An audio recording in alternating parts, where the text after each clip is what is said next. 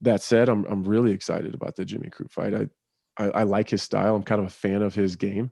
I like how Yeah. he fights. Like I enjoy, like if he's, if I'm flipping through the channels and Jimmy Crute's fighting, like I'll stop and watch it for sure. He kind of engages everywhere. He doesn't hide anywhere. Kind of like Alexander Rakic. He obviously didn't want to strike with me and didn't want to play the jiu-jitsu game. That's kind of a tough guy to fight, Yeah. and then kind of did a very similar thing to Thiago Santos in his next fight. Phenomenal fighter, but it's definitely a style that's not necessarily very fun for me to fight. So Jimmy Crute he's young and he doesn't know what he doesn't know. He doesn't give a shit. He'll fight anywhere. He'll strike with you and wrestle and do jujitsu, and he believes in himself, and that makes him very, very tough. He's young and strong and fast and durable and hits hard, and those are my type of fights. I like that. I love it. And you guys are on a stacked card. There's Crazy, right? it's crazy. Okay, so it's UFC 261 and it's April 24th in Jacksonville. It is the first fight back with a full audience. Let's talk about that. So you've had now 3 fights without an audience. How do you feel about going back in? I can't wait. That's what Really? I'm most excited for.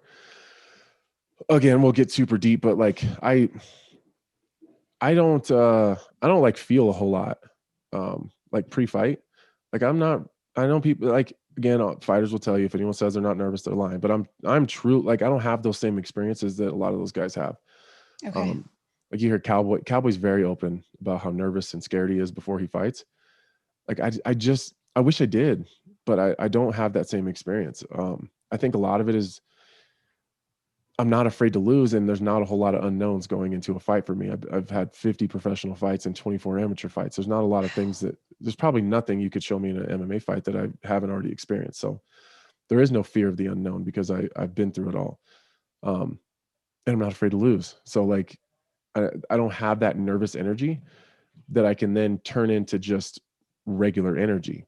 So I'm like very, very flat with no crowds or excitement, or you can hear them roaring when you're in the back locker room and someone gets knocked out or there's a crazy fight going on. Like I feed into that so much. Like I feed off of the crowd. Like they genuinely give me like real power. It's really weird, but um and so that was something I struggled with the first 2 fights. Like I remember standing across from Rakic and the referee was, he's like super pumped and had veins coming out of his neck.